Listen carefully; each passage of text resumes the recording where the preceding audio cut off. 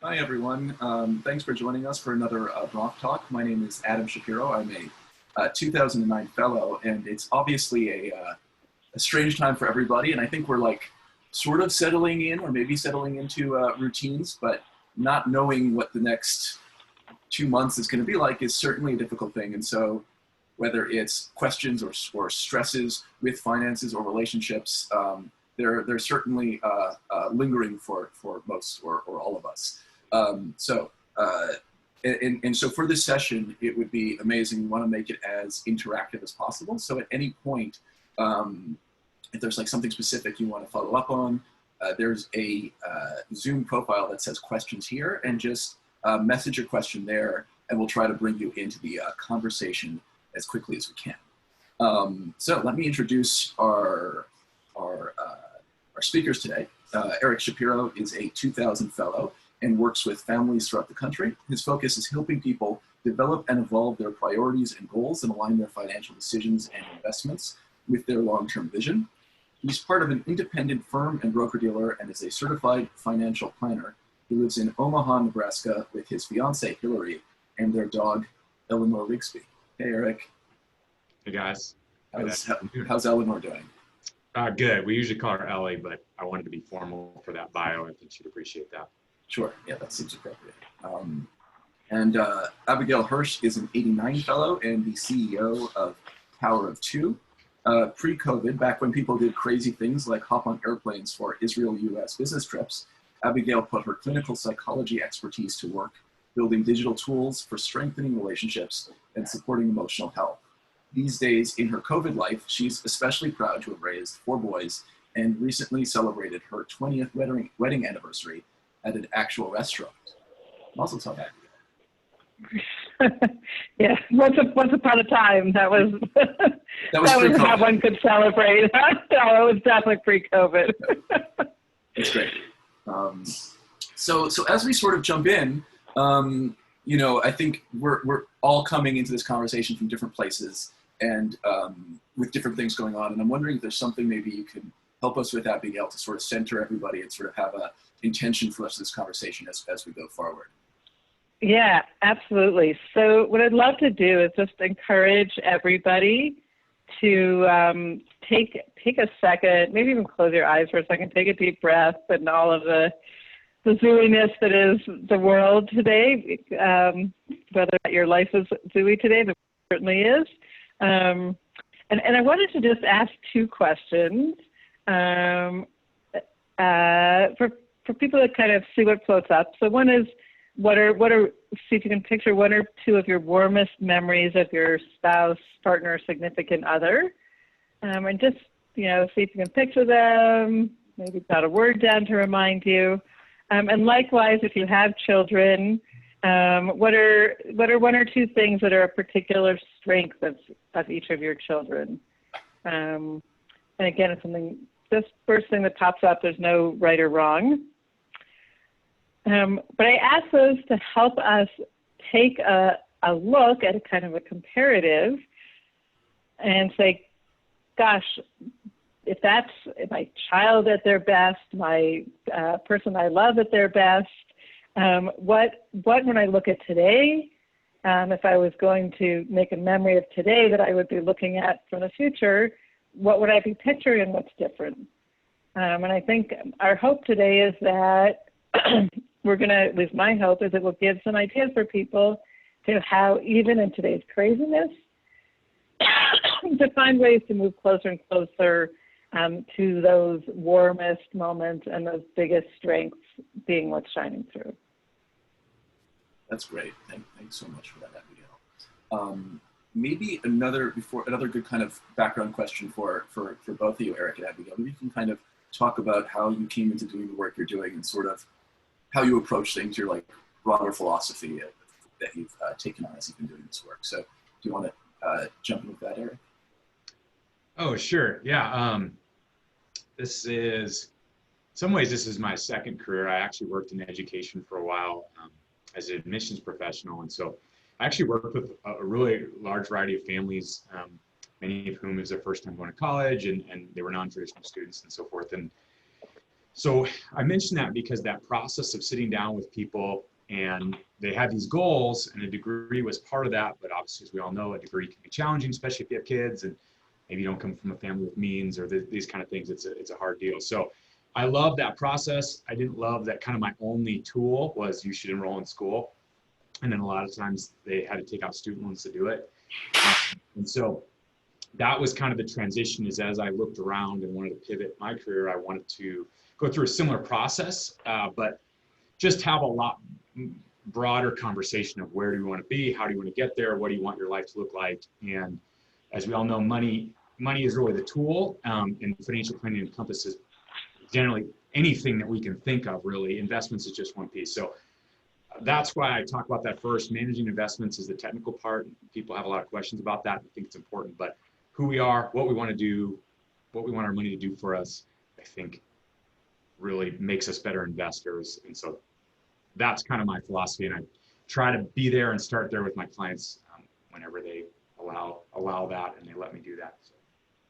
And asking the big questions is like a huge part of that, obviously. Yeah, well, that's what, I did go in Bronfman, so that's what gets me off about doing the job. And not every financial planner maybe thinks that way, but I tend to want to be big picture and then zoom in versus the other way around. So I do like having the opportunity to sit down with people and ask them, what do you want out of life?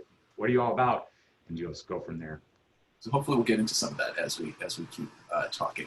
Abigail, do you want to sort of jump in as well with some of your background? Yeah, absolutely. And sorry that I'm a little jumping in without video until I convince my network to work again. So I'll tell a little bit of a family story. I never introduced myself this way, but I think I've been thinking quite a bit about my relationship with my parents, because we kind of accidentally moved to Israel 5 years ago. They came to visit us for Purim. They were supposed to be here Purim to Passover, and are totally stuck here and have just jumped in whole hog and are on their way to launching a new life at age 75. So out of respect for that, I started thinking, well, how am I connected to these people? So I will say my mom is a psychologist. She's an awesome psychologist who specializes in couples. And my dad does business, and I really grew up around the dinner table hearing a combination of business and psychology. As I went along in life, it became clear to me, on the one hand, I was very good at the psychology side of things, and at the same time, I did not want to become my mom. And what I sort of am realizing more recently is maybe I went and became a little bit my dad, but I've really spent my whole career, on the one hand, I did get a degree in clinical psychology, but at the same time, I've always been interested in the business side of things. And so I've been in the world of digital behavioral health for quite a long time. I will say in terms of general philosophy, I think that on the one hand, I definitely bring to the world a lot of things I really need to give my mom full credit for, of just incredible wisdom about how to build strong, loving relationships, both, romantic and parent-child. And at the same time, I think being in the world of business has also taught me a lot about how you, and especially the world of startups, about how you roll with things and cope when everything is going crazy, because it's the nature of that world. And I hope you'll see, as we talk today, I really try and bring a blend of kind of practical wisdom and skills for building relationships, but also with a side of how do you just roll with it and hang in there through the craziness. That's great. And so, Eric, when things are going crazy, when there are downturns, what sort of is the general advice that you would give, and sort of how have you been seeing COVID playing out specifically in relation to sort of what the general advice is? Yeah, and just like Dr. Hirsch said, I mean, your mindset plays a big part in this, because there's a big difference between sort of investment returns and investor returns. And what I mean by that is there are folks that hold good investments, their mutual funds or stocks or whatever, are solid and have done well over time and will continue to do well. But because of our own behaviors, selling at the wrong time, panicking, whatever it is, we actually cut our own legs out from under us. And I empathize with that, and we all feel that, but that's really one of the biggest keys. And, you know, we probably all have a lot of thoughts about how our country's operating and what's going on from the top. But the truth is, in a lot of ways, COVID on an individual level didn't make you have a bad financial plan. It might expose whether your financial plan was in good shape or bad shape. And the good news is we have time. If you just realize there's time to think thoughtfully about it, and you can make moves. So first thing is trying to figure out, are you in a crisis or not? And most folks that I deal with, and probably most people on this call, really aren't. If your net worth dropped, your investments dropped, or even if you lost income, those aren't positive, but they don't necessarily mean you're in a full-out crisis. And I think, just like we were at the beginning of this call, taking stock of where you are, kind of breathing and realizing, okay, this might not be good, but I don't have to start making panic, you know, ER type moves. I just need to start moving forward. So that's key, because if I sit down with clients and they realize, hey, I've prepared for this, I actually somewhat expected this. I don't mean expected the global pandemic specifically.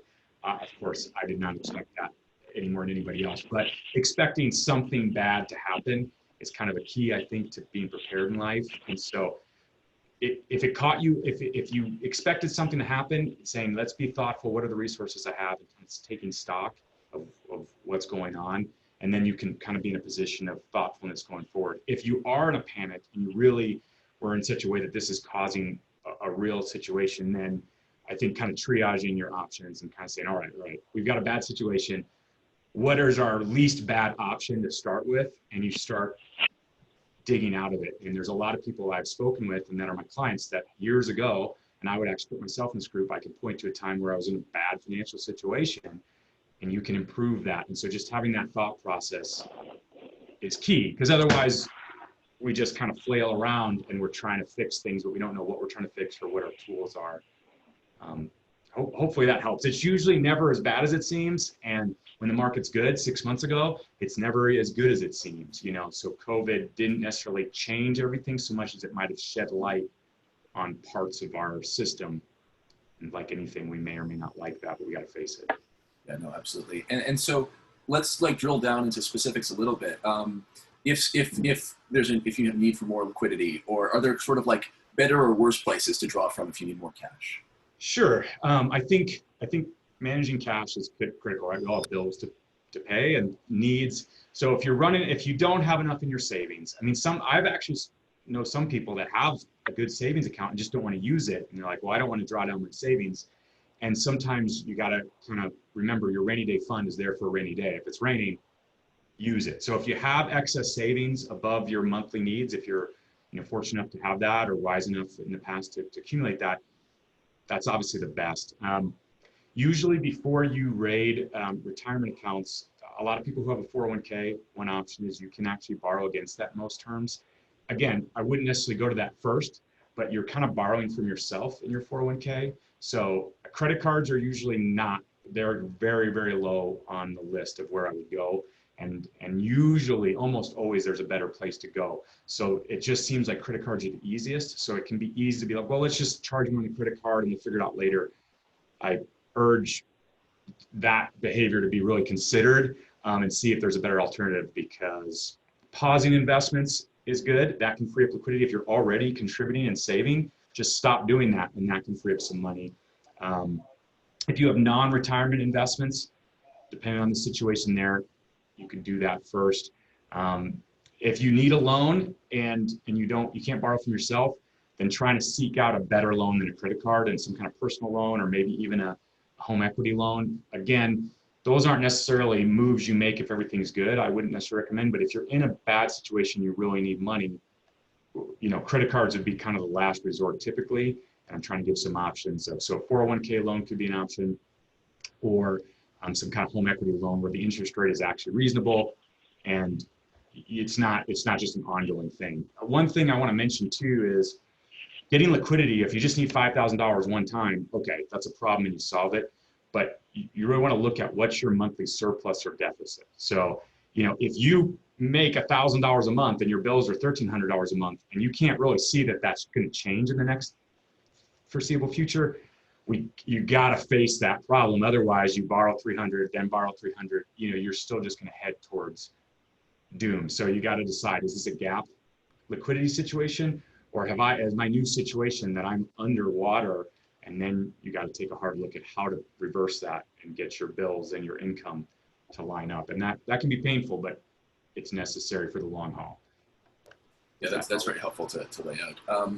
So Abigail, whether you feel like you're facing doom or even just uncertainty, as I was saying before, like what the next 2 months could look like, whether you're going to be going to the office or whether your kids are going to be to school, that's all uncertain. And so which makes everything hard or almost impossible to plan. So how do you deal with plans that need to be made when it just feels like that, everything is in flux?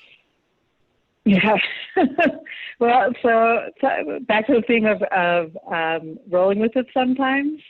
I do think that's really important. At the same time, I think it's also really, really important to take a deep breath for a minute and step back, especially in the context of the family. The odds are very good that just, even the kids that come from you, and certainly when spouse, that different people are going to respond really differently to stressful, excuse me, to stressful events in their lives. And so to leave some space that, for you, it might be worry. For somebody else, it might come out as irritable. It might come out as depressed or low energy or no gumption. On the other hand, for other people, it might come out as hyper determined and hyper activated. And so to even just pause a second and just kind of look at everybody and say, oh, that's the way this person is responding to this chaos and stress, and kind of leave yourself some space then to be super kind and patient, that those reactions happen and they're part of a process, and maybe saying, oh, isn't that interesting? And stepping back and watching them together. And trying really hard at the same time to not go down the path of criticizing the reaction, especially if it's one that's very different than the way you would react. Boy, I'm going to go really hard down the path of trying not to criticize my Zoom right now. It seems to be on for 2 seconds and off. But so that said, what after being kind and patient and knowing that different people respond in different ways?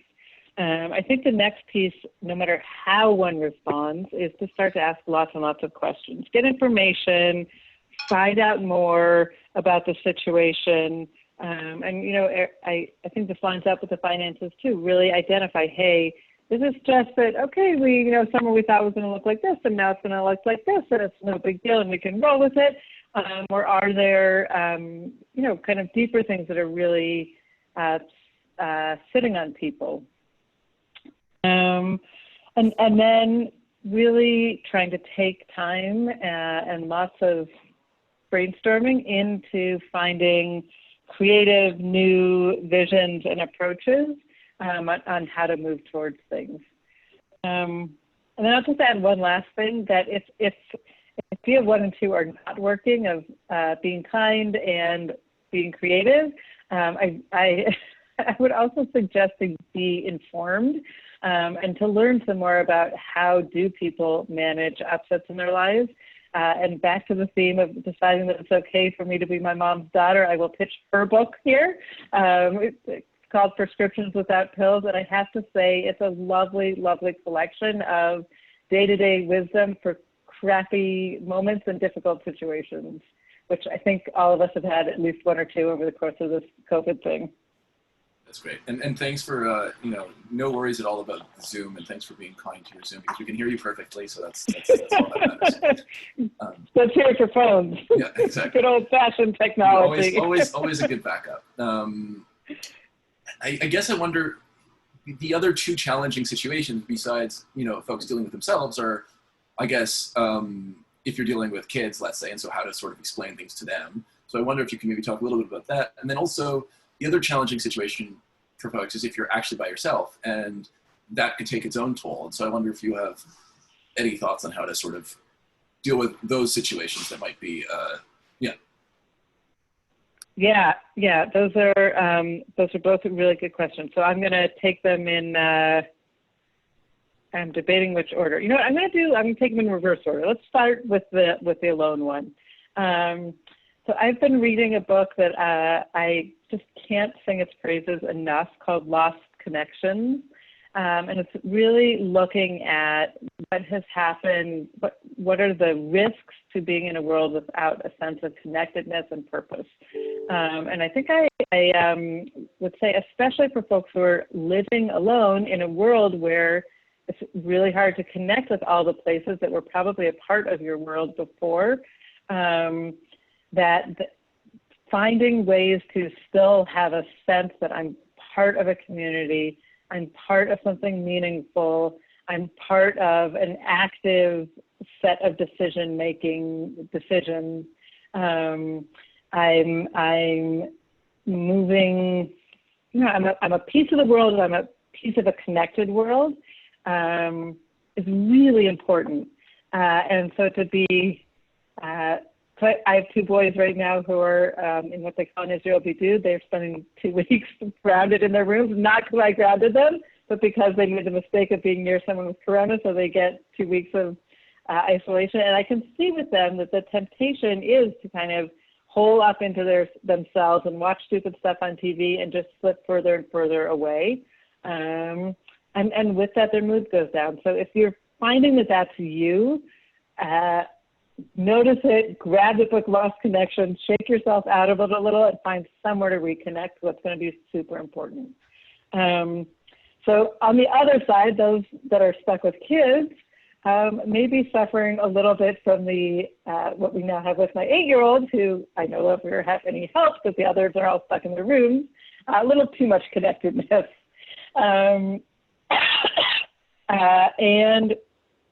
And there, I think I would, or I've been thinking a lot about, talking with kids. Two things. One, let me backtrack. First, with those kids, really, really being thoughtful about that kids do often follow adults' leads. And so the more you can find a way to approach all of this with, again, kindness and spunk. Sorry, that's my college student. My Bronfman, actually, my chief fellow wanted to know how we can listen in.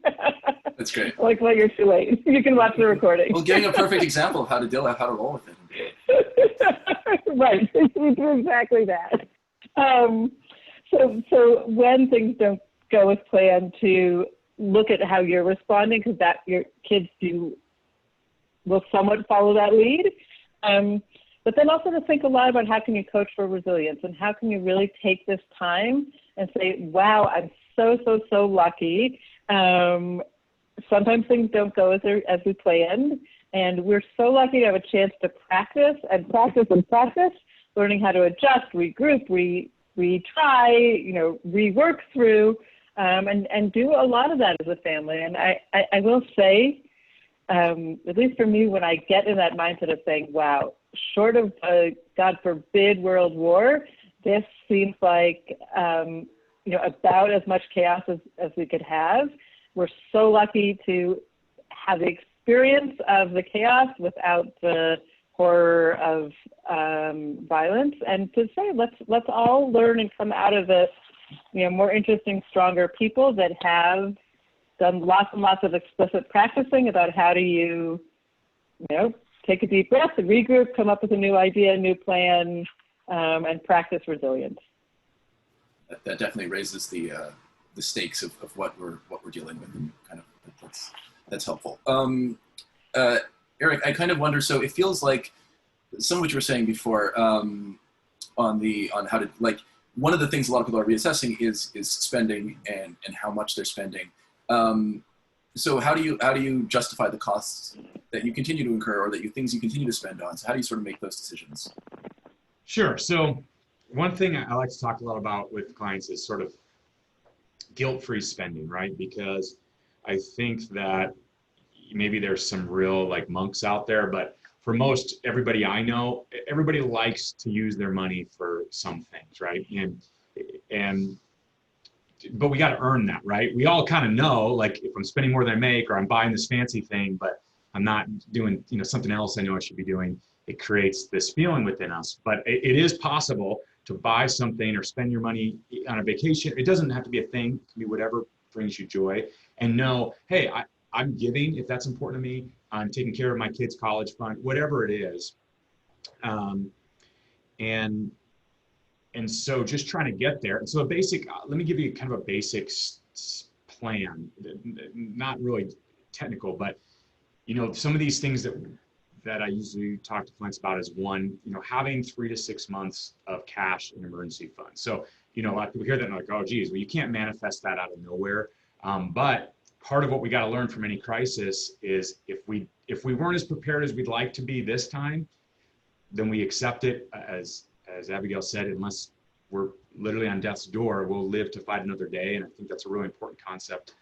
So we say, okay, there are some things I wish I would have done better over the last few years. Let's learn that. And as I get on my feet, which might take a few years process, we'll do that. But having an emergency fund, having cash is key. And from there, once you have enough cash and you've kind of funded things, then you can start to go on what I would call the offense. So if your cash fund is your defense, as well as insurance and some of these things, then you start to save and accumulate. And then if a hit comes like this, you're able to absorb that. And so, I was a young man in 2008, so I've learned a lot. I was in a much different situation this year than I was in 2008, but just seeing that helped me build forward. So there's no magic bullets, but again, trying to figure out where you want to be. A lot of my process with folks is sort of imagining what you want to see and backwards engineering it and hitting those goals in priority so that your values, like, I'm one of those, I geek out and I have a budget. And to be honest, like some people hear a budget as almost a 4-letter word and it's limiting, but maybe think of it as a spending plan. And what it does for me is it liberates me that by the time I go buy something or do something that I don't really need, I know I've already done my priorities. And to answer your question, if times are tight and our income drops, or there's some situation where you feel like we got to spend less, where to cut, right? Your kid's health or your mortgage, you really can't cut that unless you're in a true crisis, nor should you. So you kind of, it's an easy decision to say, here's the things that we were doing when times were good, and we trim those, and we realize that that's not that big a deal. We don't go out to eat as much, or we didn't buy the clothes or whatever, but we're still doing, and that's a really important process that you accept. I'm gonna have to cut something, but you're cutting in that reverse order of priorities. And then as you get more money, or you get a raise, or the world comes back, or you get a new job opportunity, or if those Bronfmen that are maybe younger and they haven't really got into their careers, then you know what to do with that extra money, so that when there will be a next economic problem or downturn, you're ready. But ready doesn't mean it doesn't affect you or that you're totally insulated. It just means, okay, I've got a little bit of a game plan, so I'm not panicking. And so I don't know if that answers that question, but there's a lot going on now with racial justice, whatever. So, hey, having some money available to donate, or that could be one thing. But if you don't have it, you don't have it. But if you do, you're pre-aligned. So that's why I kind of trying to separate. If you're in a crisis situation, you just have to stay alive. Okay, and you've got to recognize you're not going to be able to do some of these 3rd or 4th level things yet. But if you sit and go, man, I wish I could do X, you can build towards that. But if you're not in a crisis situation, you could still, give or do stuff. Maybe that's not where you cut. Or if you cut your charitable giving by a certain percentage, that's in line, or actually less of a cut than you would make to your discretionary, funding, and that you or your spouse or whatever sits and sees that on the page and says, yeah, I'm okay with that. That reflects me. And then when you don't spend that money, it doesn't feel so bad. You don't feel as limited. You just feel like you're kind of being yourself, just with less money. So basically, in your budgeting, you would already block out, let's say, X% or X amount for giving every month or year or whatever it is. That's how I do it. Every time I get paid, and my income fluctuates. So some of us have a steady paycheck. My income fluctuates with the market. And so I don't really ever know how much income I'll have in any given month directly. exactly what I do, Adam. I have a percentage. I have my fixed expenses, right? And then that kind of is off the top. And then this percentage of the extra goes to charity. This goes to fund money. This goes to whatever else it is. And I take a lot of the emotion out of it. So if I have a bad month, okay, I just allocate. And you don't do that overnight, but what it does is it makes it a lot less stressful. And I'm very proud of the fact that I don't think I had a single client have to sell out or do something that, is going to hurt them long term. And I'm not taking all the credit for that. Usually people that seek out financial planners and are doing this work are also, on top of it and have been thinking about this for years. But these aren't ultra rich people, it's not like they have houses in the Hamptons. I mean, I'm in Omaha. Some of these people are farmers and blue collar workers and different things. And so you don't have to make a ton of money, but you do have to control your expenses. And I know that can be tough. And again, I don't know who's on the call with me, but that's part of the work is saying, all right, what's your actual situation and how do we build that so that in a few years, time is on your side. One thing I want to mention too is we hear about compounding, right? So in the investment world, compound interest, compound growth is very important. But conceptually, some of where we cause ourselves the most harm is we compound bad things. So something happens to us, it's outside of our control, or we made an honest mistake, and then we make a second or third level decision that makes that worse instead of helping that. And it's those second and third levels is where I try to focus my energies and with clients, because sometimes that first thing just already happened and whatever. But a lot of the people I sit down with that are later in life and are really hurting and struggling, it was kind of compounding mistakes. And I always wish I would have talked to him earlier or whatever. So hopefully that helps a little bit. Knowing when to cut your losses instead of continuing to dig yourself. Yeah, and just pause. And Abigail was talking about that too, is just take stock. And it's okay. Whenever we're highly emotional, it's not the best time to make big decisions. And that's pretty clear. I'm not, mental health professional. And I think we all kind of know that. So if you feel panicked, feeling panicked, I always tell clients, being anxious or having fear doesn't cost you any money directly. Selling out of your portfolio when you shouldn't cost you money. So like sitting with the fear or the anxiety or the whatever, that's okay to feel that, as long as you don't take an action that you're going to regret later. That's great. And I think so far you've both given us, Eric and Abigail, some sort of high level things to think about and some really practical tips that you drilled it down on. So hopefully what I'd like to do is kind of give everyone an opportunity to do that. And so we'll take a few minutes to go into breakout rooms. And what would be great is if everybody could introduce themselves, where you were Zooming from, and maybe share something that you found interesting so far today, or a question you still have that we haven't gotten to that you'd like to pursue. And what would be great is if when we come back, if every group can come up with hopefully at least one question to put to Eric or Abigail. So let's do that now. So hopefully what we can do now is if everybody can find like the reactions thing, and if whoever sort of wanted to ask the question for their group would raise their hand, and then we can just jump into some questions. So if anyone wants to be brave.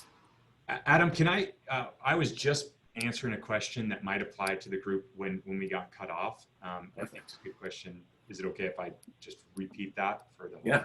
So I was being asked again about the kind of the giving, and the comment I made earlier in the group about like how does that factor in? And it feels like there's so many places that could use our dollars if we're fortunate enough to have some extra, and that weight can feel on us. So, I try to be very methodical with money as opposed to maybe emotions. There's always a number there too, right? Like it's not amorphous how much money you have. And so what I do and what I've seen work for a lot of clients is if you structure your giving, and if you can create a fund with that, so you don't have to empty it. So I give every month, but sometimes I accumulate funds in there. And so for me personally, it was very rewarding that when some of this stuff came out with George Floyd and just the things, I was like, okay, there were some new organizations that I hadn't really thought of that were now on my radar, and I was able to give some. Not that I'm a huge benefactor that, by philanthropists, but I felt good. I knew I didn't have as much as I wanted, but I'm like, cool, I have a little bit set aside and I can do that without thinking about it. I could always stretch and do more, but that was like, how much is in my charity fund? Empty it. And then that's something I could do without redoing my whole budget or having to overthink it. So that's helped me a lot, because I do not spend that money on anything else. So if I don't know what to spend it on next month, I just keep it in there, and then something in the community strikes me or somebody asks or whatever. And I've really loved being able to do that. And that grows as your income grows, or your situation rises and falls. That number might change, but conceptually. So if that helps anybody on the call, I've seen that work, and that structure provides some solace. That's great. So do we have any other questions that we can, that anyone wants to jump in with that they're discussing in their groups? Just wants to just kind of raise their hand or call out even? Okay, so for now. There are questions. Oh, why am I not seeing? No, it's okay. Everyone takes a Becky. pause. You know, people kind of need a moment. No. Thank you, Becky. I appreciate it. No, that's all. Well, in the small group that I was in, Mitch named something that we were curious about. Abigail, you were talking about the lost connections and the need to nurture those, and we were wondering if you had some additional advice about like ways to do that. You know, especially I think when people are also feeling at times like they're on computers so much, and so the struggle of staying connected, but also not just being on computers all the time to do it. Yeah, it's interesting. So I think the implication of staying connected within a family, as opposed to outside of one. I see you nodding, so I'm going to assume I'm rolling the right direction. So I was actually thinking about that quite a bit before this, and so there so first I think there's a word in Hebrew of like zorem, which just means to kind of go with the flow. And I think that there is something that a family can do of flowing their way into a cadence of connecting and disconnecting. That said, it's really hard to find that flow when the digital stuff is on. That somehow when the digitals are closed, people naturally come together, spread apart, come together, spread apart. And when the digitals are on, everybody is hooked on their individual crack. So I think I would really, really encourage finding, for your family, and truthfully, even for people living alone, I think that's equally important. Let yourself find time, or let yourself find time with a few other close friends to unplug, whether it's Shabbat that's your time, or evenings or mornings, or for 2 weeks we're closing computers except for must-do work things. I don't know what the right way is to let yourself have some consistent Zarem space. And then I have a hunch what will happen is you'll start to find, here's some projects we can enjoy doing together, and here are times and people that just want to be separate, and that is ultimately will make a really nice feeling of connectedness, but not quite, too much connectedness.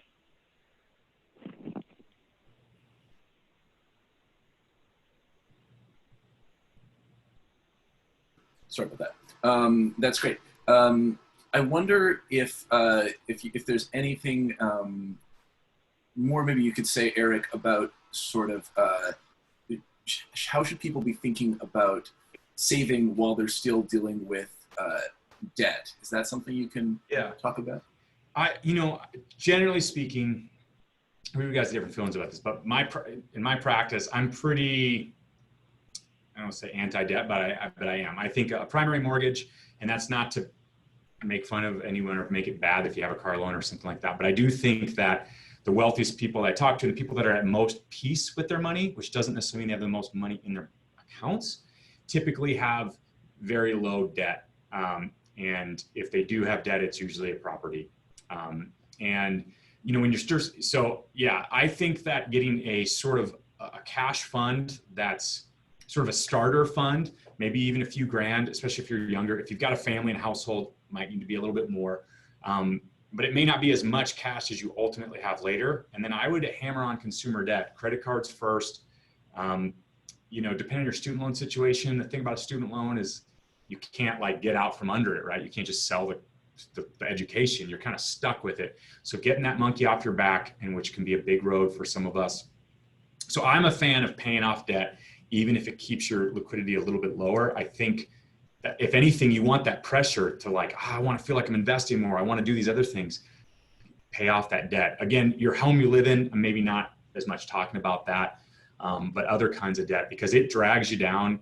It's a psychological thing as well. And once people pay off that debt, and I've been there, I've actually paid off my loans and done stuff, you start looking at your money and your wealth in a whole different way. Like you can actually affect your money as opposed to feeling sort of enslaved by it. And I don't mean to be dramatic, but I see that feeling, even if your debt right now is sustainable. Like, well, I'm paying my bills, I'm okay. Sure. But the people I sit down with, more than 90% of them that are in their 50s and 60s and feeling good about their money typically have no debt or just a little bit of mortgage debt. Or they have the mindset that's like, okay, I bought a car loan, I'm gonna finance it for a short amount of time, I'm gonna pay it off aggressively, done. So I hope that helps. It's important to have cash. And maybe right now, if your income is not super secure, if you're the type of person that you feel like, man, COVID might affect us, then maybe you pay down, you just make your minimum payments and store up some cash. But I think paying off consumer debt should be a priority for most any of us, because the world on the other side of it is lighter and you're just more resilient and happier, is from my observation. So to drill down a little bit on one more, just to get a little bit more specific, if you have a mortgage and what would be the ideal amount of how many months of savings should you have? Yeah, I would go, I say 3 to 6 is the standard rule of thumb. And, with a group like this, got to go with rule of thumb. But if you're a dual income family and both of you make about the same money, 3 to 4 might be okay. In COVID world, maybe you want to err on the side of more. Typically people who have an education, the type of people I'm usually dealing with they have careers, or they're hardworking.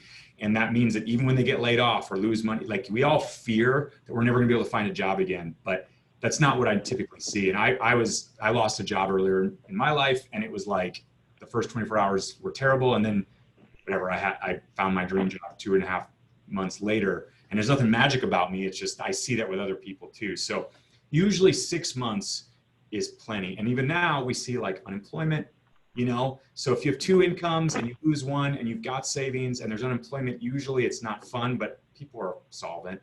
So I still would say 3 to 6 months. If you've got a job where it's really risky, you're in sales or something where you feel like you make a lot of money, and if you make a lot of money and that's very risky, you might want to keep more. If you're getting close to retirement, which I don't know how many people on this call are there, I usually say bump that up. So if you want a quick answer, 3 to 6 months. If you want 1 word or 2 words, 6 months of expenses. Sure. So I think this will be our last question. Hannah, do you want to jump in with a question to conclude for us? Hi, thank you guys so much. I just wanted to ask Abigail if you would talk a little bit more about, sorry, I don't see you, Abigail, but, oh, there you are. I'm here. Don't worry. You talked about resilience before, and I would love to hear some of what you're thinking about now as tools for resilience, both to cultivate in ourselves and supporting our children with transition moments and chaos. Yep. So I don't know why. Well, I do know why this is. I've been thinking a lot about Little House on the Prairie and Laura Ingalls Wilder, and if ever there was a story about a family that was truly resilient, and Eric, actually, I was just thinking about it too, that also mostly managed to not have debt, and I think was incredibly liberating that they could have so little and yet feel so free, at least in her telling of it. But I was trying to think for myself, what is it that what can one bring to these times that really helps to cultivate resilience in crazy times? And what was happening in that story? And I think a couple pieces for me. I think a perspective of that this is a precious time, not a horrible time. And it's really hard to keep that mindset.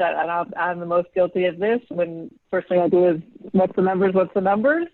But to really say, how can we make this moment and every moment one that I appreciate and savor? And when you're not appreciating and savoring it, to take a step back and say, okay, what can I do to really find what's the savor in here? I think really focusing on today, that, again, back to Laura Engelbach's, the question is, what's today's job? Not what are the 27 other things that in 5 months maybe I might have to do. But, Tuesdays is bread, that's what we do today.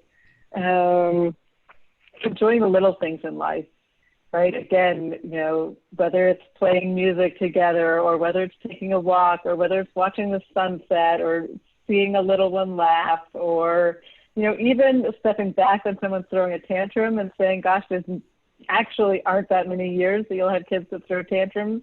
They do get that big very quickly. Enjoying, finding a place to enjoy those little things, because that also cultivates resilience of saying, oh, I can spring back from this. And just in big, to really let oneself savor slower and simpler, and the strength that can come with that. For me, in COVID, are the ways I've been thinking about resilience. And maybe they're not the classic things everybody will say, but I think they've are proving for me to be incredibly helpful through this period. That was really wonderful. Thank you for helping us conclude on a note of hope, and to both of you today, Eric and Abigail, for giving us these sort of tools for resilience. So this was just a really fantastic conversation.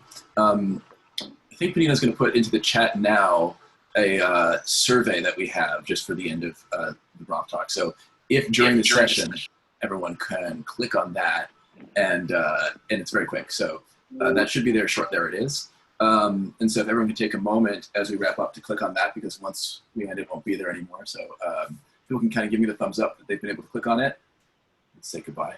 Wonderful. Thank you, everybody. So thank you again to Eric and Abigail, and thank you everyone for joining us. Bye, everyone. Pleasure.